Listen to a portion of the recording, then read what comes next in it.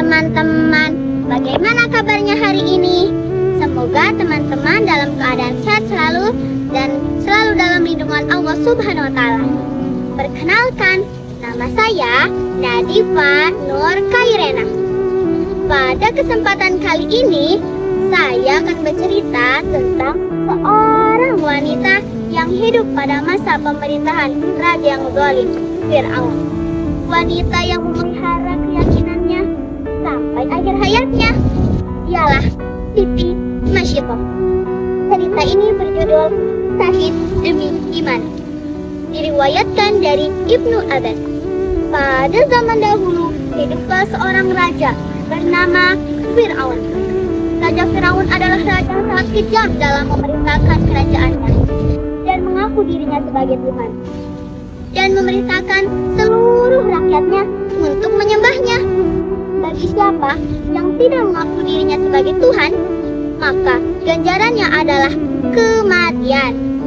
Namun, kekejaman Fir'aun tak lantas membuat Siti Masyidah gentar. Ia tetap beriman kepada Allah dan Nabi Musa alaihi salam. Meskipun secara diam-diam, Siti Masyidah adalah wanita hamba sahaya di kerajaan Mesir. Ia bertugas sebagai penyisir rambut Tuan Putri. Pada suatu hari, Siti Masyidah melaksanakan tugasnya, menyisir rambut Tuan Putri.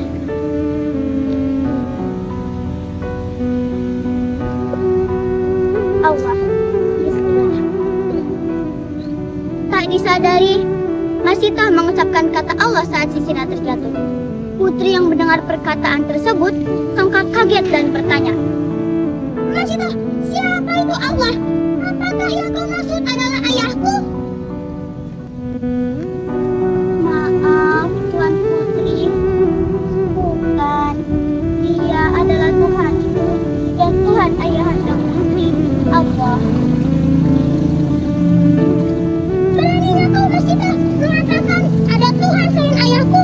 Akan kulaporkan kau kepada ayahku. Ayah, ayah!" Siti Masyidah hanya terdiam dan tak sedikit pun terlihat ketakutan dari sorot matanya. Saat mendengar ancaman dari putrinya, Siti Masyidah tetap tenang. Setelah Fir'aun mendengar cerita dari putrinya, Fir'aun terkejut dan marah serta berteriak, "Pengawal, panggil Masyidah dan anak-anaknya. Hadapkan kepadaku sekarang juga." "Baik, tuanku."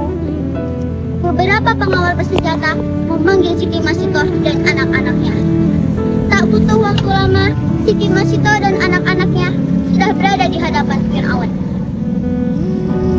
"Masyidah, apakah yang diceritakan anak itu benar? Siapa Tuhanmu yang kau sembah selama ini? Jangan-jangan kau juga pengikut Musa?" "Benar, tuanku. Hamba menyembah Allah, Tuhan semesta alam, dan Tuhan yang menciptakanku dan menciptakan tuanku juga." "Hei, beraninya kau, Masyidah? Akulah Tuhanmu. Bersaksilah, Masyidah, tiada Tuhan selain aku. Jika tidak, kau dan anak-anakmu ini akan kuhukum mati." Mendengar ancaman Fir'aun, Siti Masyidah tak gentar. Ia tetap berada pada pendiriannya, walaupun nyawanya dan nyawa ketiga putranya sudah berada di ujung sana.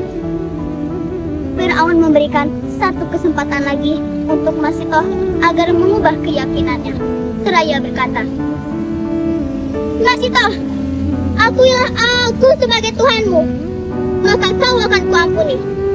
Jika kau tak menyayangi nyawamu, setidaknya kau kasihanilah anak-anakmu ini." La ilaha illallah, tiada Tuhan selain Allah. Berulang-ulang hanya itu perkataan yang terkeluar dari mulut Siti Masyidah. Mendengar jawaban Siti Masyidah, Fir'aun semakin marah. "Pengawal, siapkan wajan dan isi dengan minyak yang mendidih. Jika wanita pembangkang ini tak mau mengakuiku sebagai Tuhannya, lemparkan mereka ke wajan itu." Perintah sang raja segera dilaksanakan oleh pengawal.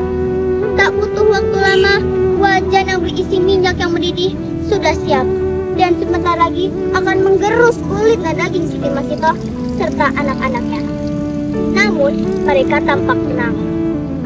Masitoh, apa keputusanmu? Lihatlah wajan yang berisi minyak yang mendidih itu. Sesungguhnya tiada Tuhan selain Allah. Pengawal, lemparkan anak pertama Siti Masitoh ke dalam wajan itu. Pengawal pun melemparkan anak pertama Siti Masitoh ke dalam wajan itu. Seketika sahidlah anak pertama Siti Masitoh. Kemudian Fir'aun kembali bertanya dengan pertanyaan yang sama. Dan Masitoh pun menjawab dengan jawaban yang sama pula. Mendengar jawaban yang sama, Fir'aun semakin murka dan menyuruh pengawal untuk melemparkan anak kedua Siti Masitoh.